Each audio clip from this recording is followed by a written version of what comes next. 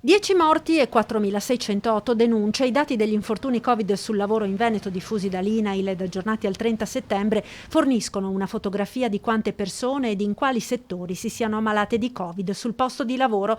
Il Veneto si piazza al quarto posto tra le regioni italiane per numero di infezioni sul posto di lavoro, preceduto da Lombardia, Piemonte ed Emilia-Romagna, ed in Veneto spicca il balzo in avanti del mese di settembre, più 229 denunce rispetto ad agosto, incremento determinato in parte dal maxi focolaio nello stabilimento agroalimentare di Vazzola. I dati INAIL sugli infortuni Covid in Veneto ci dicono alcune cose molto interessanti.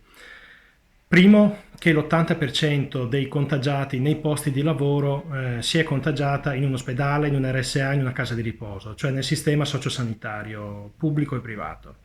Secondo, che 7 persone su 10 di coloro che si sono infortunati, ammalati di Covid nel posto di lavoro, sono state donne lavoratrici. Sono dunque soprattutto le donne lavoratrici del settore sociosanitario a pagare il prezzo più alto del contagio nel luogo di lavoro. Segue nettamente distanziato il settore manifatturiero con il 4,3% delle denunce. I lavoratori più colpiti sono i macellatori e i braccianti agricoli. Da questo punto di vista riteniamo che sia importante quindi rafforzare le misure per tutelare il lavoro femminile e dall'altra sia necessario rafforzare il sistema sociosanitario con investimenti in sicurezza e nell'adeguamento degli organici, anche utilizzando il MES che potrebbe mettere a disposizione risorse in tempi rapidi e molto utili per il nostro Paese.